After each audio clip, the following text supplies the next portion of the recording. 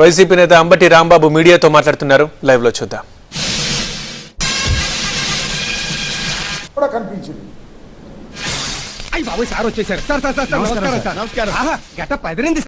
6వసారి పోటీ చేస్తున్నా. అన్ని ఎన్నికలు చాలా సన్నిహితంగా చూసా. పోటీ చేయని ఎన్నికలు కూడా. అగరబత్తి కాదు, నిన్నెవడు అడిగాడు? ఈ గ్రామంలోనూ మహిళలు జెండాలు పట్టుకొని, కొన్ని గ్రామాల్లో అయితే ఆశ్చర్యం, పురుషుల కన్నా మహిళలే నా ప్రచారంలో పాల్గొన్నారు. వెళ్తుంది చూసించాలి కానీ పద సినిమాకి వెళ్దాం. ఇంతకంటే మంచి సినిమా ఏముందిరా? వ్యాన్ వెళ్తుంటే నా వ్యాన్ ముందు మహిళలు ఏం ఫీల్ ఉండదు మామయ్య.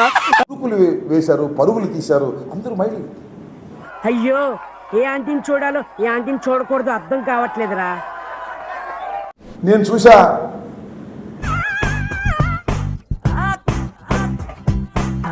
రవి ఆగా వస్తున్నాను.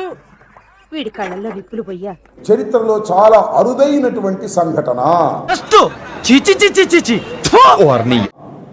5 సంవత్సరాలు పరిపాలన చేసిన తర్వాత నాకు అది జరగలేదు, నాకు ఇది జరగలేదు అని అనేటువంటి ప్రభుత్వ వ్యతిరేకత ఉంటుంది. కానీ ఈ ప్రభుత్వంలో ప్రభుత్వ వ్యతిరేకతే లేదు. మొత్తం ప్రభుత్వం యొక్క సానుకూలత. నాతో చెప్తే చెప్పావు కానీ ఎవరితో చెప్పకు, ఎవరు నమ్మరు. మళ్ళా ఈ ప్రభుత్వాన్ని నిలబెట్టుకోవాలి, మళ్ళా జగన్మోహన్ రెడ్డి గారిని 2వసారి ముఖ్యమంత్రిగా చెయ్యాలి అనేటువంటి తపన, తాపత్రయం మాత్రమే ఓటర్లో నాకు కనిపించిందని కూడా. నువ్వు పావలా గద్దురుపై చేస్తున్నావు సార్ చేసి నువ్వు అవరాక్షణ చాలు. నేను ఇవాళ చెప్తున్నాను, 4వ తారీఖు 12 గంటలకు చూడండి. అత్యధిక మెజారిటీతో జగన్మోహన్ రెడ్డి గారు ముఖ్యమంత్రి కాబోతున్నారు. వింటానికి విల్లింగ్ గా ఉంటే శ్రీకృష్ణుడు భగవద్గీతలో అర్జునుడికి ఇంత చెప్పాడు. అలా తిరిగి ఒక మంత్రిగా పనిచేసిన నాకు పెద్ద మెజార్టీతో గెలిపిస్తారనే విశ్వాసం కూడా ఉందని కూడా ఈ సందర్భంగా నేను మనవి చేస్తున్నాను. నీ బతుకంతే, సిగ్నల్స్ దగ్గర నెమలేకలు పాలపేకలు అమ్ముకోవాల్సిందే. Useless fellow. ఎంత బాధతో చెప్తున్నానంటే, ఎందుకు వైసీపీ వాళ్ళు ఫోన్లు చేసి, అయ్యా మా ఊర్లో కొడుతున్నారు, ఎంత ఘోరం జరిగిపోయిందిరా, మా పోలింగ్ బూత్ను ఆక్రమించుకున్నారు, దౌర్జన్యం చేస్తున్నారు, పోలీసులు పంపండి అంటే, ఒక ప్రజాప్రతినిధిగా ఉన్నా నేను, ఒక మంత్రిగా ఇంకా ఉన్నా నేను, ఒక క్యాండిడేట్గా ఉన్నా నేను.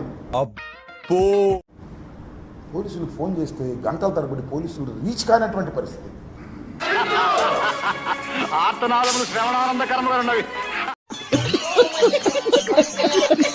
తలకాయలు పగిలిపోయి వాళ్ళు కొట్టుకొని అలిసిపోయిన తర్వాత పోలీసు వారు వెళ్ళారు సినిమాల్లో వెళ్ళినట్టుగా. చాలు ఈ మాత్రం చాలు, పదండి. ఏమిటి దుర్మార్గం అంటున్నా. ఆఫ్టర్ ఫెయిల్ ఆఫ్ పోలీస్ నేను రాష్ట్రంలో ఫెయిల్ అయ్యారు. అరుస్తున్నాడు భయ్యేడు, ఎదురు మాట్లాడుతున్నారు. నీకు బాగా మదం ఎక్కిందిరా గోవర్ధన. మరి ముఖ్యంగా పలనాడు ప్రాంతంలో ఆఫ్టర్ ఫెయిల్యూర్ పోలీసు యంత్రాంగం అంతా కూడా ఎంత మదం, ఎంత మదం, ఎంత మదం. లా అండ్ ఆర్డర్ కాపాడటంలో పూర్తిగా విఫలమయ్యారు. ఇది వాడు సంఖ నువ్వు నాకు, వాడు నీ సంఖ నాకుతాడు. ఇది నిస్సందేహం. పూర్తిగా ఫెయిల్ అయ్యారా నాకు కూడా అనుమానం వస్తుంది. ఫెయిల్ అయ్యారా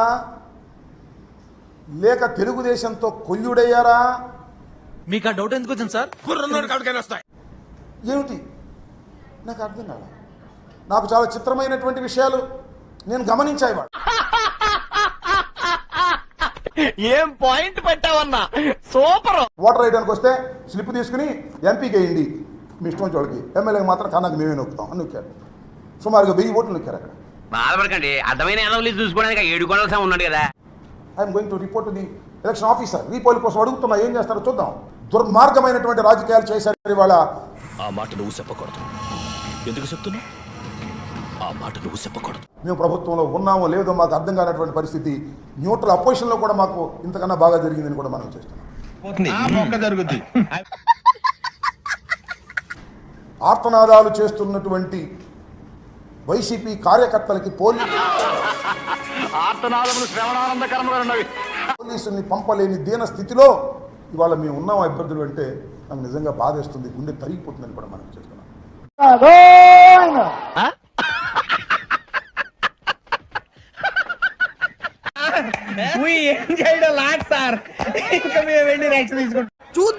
చూడటం కాదండి, మీరు చెయ్యాలంతే. మీరు ట్రై చేస్తారన్నారంటే అది ఓకే అయిపోయిన